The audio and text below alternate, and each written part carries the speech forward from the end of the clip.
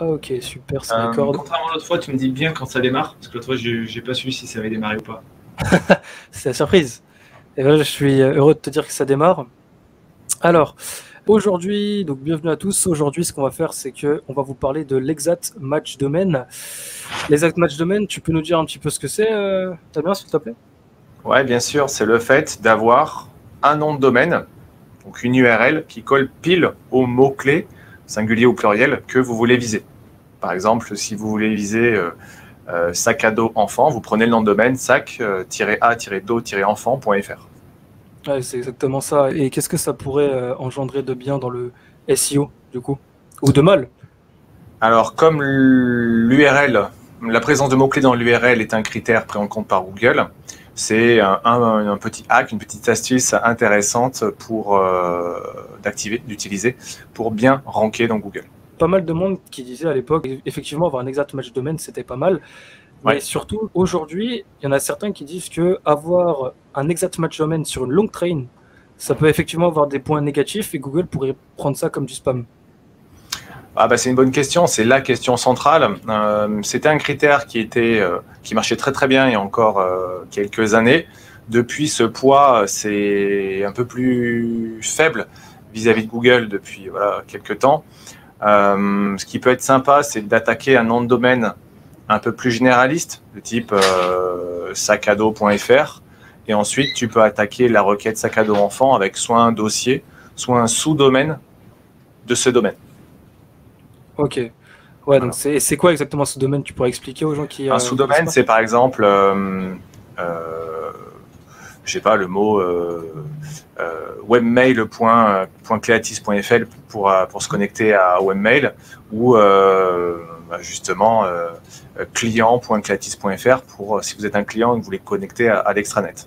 Et c'est le fait de rajouter un mot-clé à la place du 3W pour préciser que vous êtes toujours sur le nom de domaine en question, mais que vous êtes sur une thématique définie clairement dans le sous-domaine.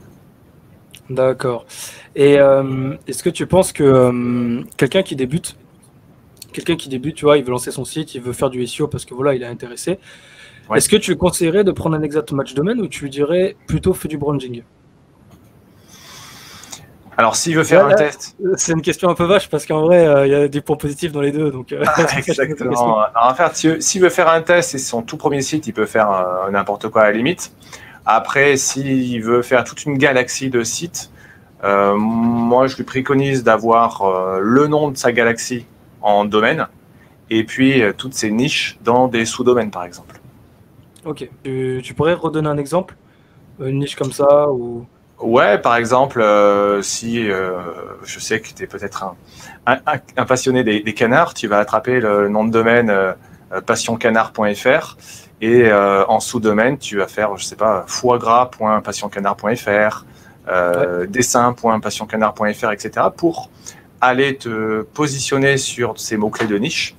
Et ensuite, l'internaute pourra basculer de site en site, de sous-domaine en sous-domaine, d'intention entre chacune de ces intentions, tout en gardant, tout en étant sur la même marque. Il ne sera pas perdu dans cet univers. Donc tu vas capitaliser au final sur la marque que tu vas tenter de pousser, à savoir Passion Canard. Je voulais juste savoir quelque chose. Donc, par exemple, quelqu'un qui prend un nom de domaine à exact match domaine, il en a trouvé un bon, d'accord. Il y a de la recherche, etc. Ouais. Est-ce que tu penses que ça suffira pour qu'il soit premier sur Google, premier de la SERP? Donc la Ah, SERP, pour ceux qui ne connaissent pas, c'est vraiment les liens bleus, d'accord? Ça, c'était à l'ancienne, quand il y avait 10 liens bleus. Maintenant, la SERP Google a été enrichie. Il y a des vidéos, il y a ce qu'on appelle des rich snippets, des futurs snippets. Donc, ce sont les questions-réponses de Google. Vous pouvez le voir ça quand vous posez une question. Est-ce que ça suffit quand quelqu'un prend un exact match domaine? Est-ce que ça suffit pour qu'il se place premier? non, c'est un des critères. C'est un critère de pertinence. Toutefois, voilà, ce n'est qu'un des critères et il faut quand même travailler son référencement avec de la technique, des textes et des backlinks pour véritablement avoir une chance de se référencer sur ton nom de domaine.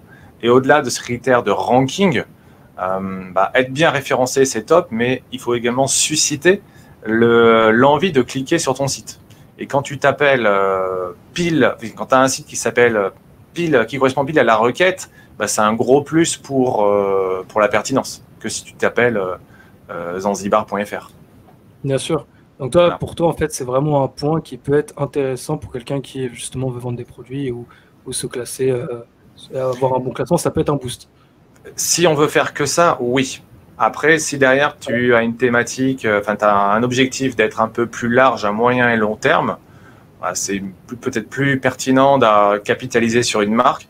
Parce que si demain tu veux te réorienter sur les arts de la table et sur ou les loisirs pour enfants, tu pourras changer de catalogue produit ou de service sans recréer un site en partant de zéro. Ouais, c'est ça, parce qu'il y en a beaucoup qui font du e-commerce et qui, en fait, au final, prennent un exact match domaine, sauf qu'en fait, ils veulent aller sur d'autres collections, vraiment des collections de produits, sauf qu'en fait, ça correspond pas, le nom correspond pas, et c'est-à-dire que, en fait, le nom ne va pas aller avec la collection qui aurait pu être intéressante. Donc, effectivement, dans ce cas-là, toi, tu préconises qu'on passe sur du branding, donc Ouais. sur un domaine qui Sur une correspond en fait à marque, ouais, sur une quelque marque, chose qui exactement. peut être même internationalisable. Un Mm. mot comme malte.fr, le mot Malte, ça se comprend dans plein de langues. Voilà. Effectivement, ouais, c'est Ce vrai. qui peut être bien aussi, c'est qu'à travers le référencement, on va chercher à proposer la meilleure page possible en France sur une requête donnée, via soit de l'info, soit du transactionnel, soit du comparatif.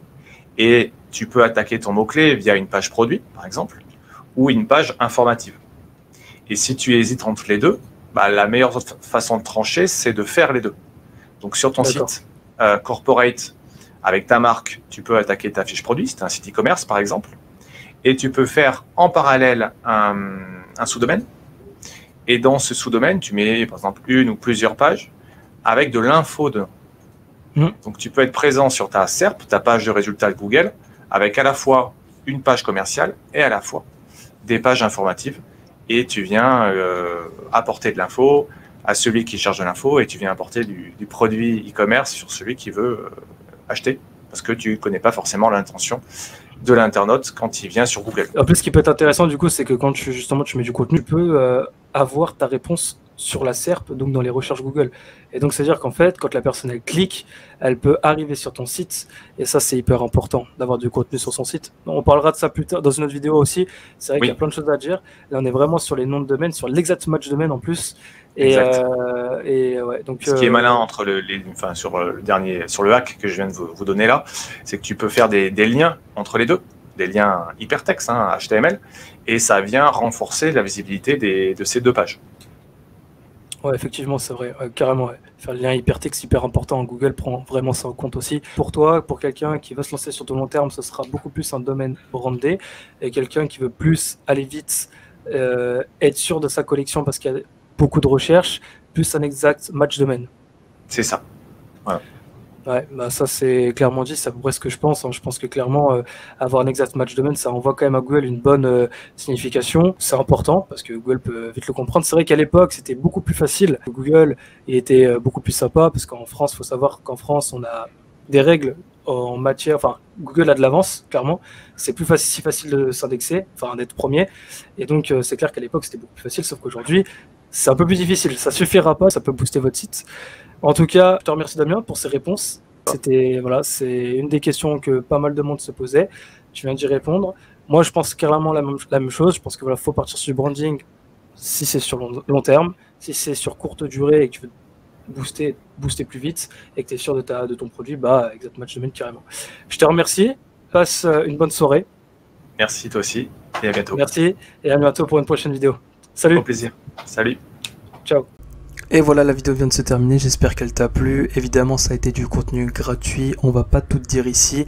En bas, tu as des liens en description, je te laisse aller checker. Tu as la formation où tu auras tout pour tout simplement apprendre à faire du référencement et devenir un vrai référenceur du SEO. Bref, la base pour faire un business viable dans le temps. Et il y a également nos deux Twitter, donc Léo vs SEO pour moi et Damien Rousson. Tu as des questions ou quoi que ce soit, n'hésite pas, contacte-nous. Pour l'instant, si tu es vraiment intéressé par le SEO, je te laisse aller checker la formation, le lien est dans la description. C'est trop important si tu veux avoir un business viable dans le temps. Allez, je te laisse, ciao.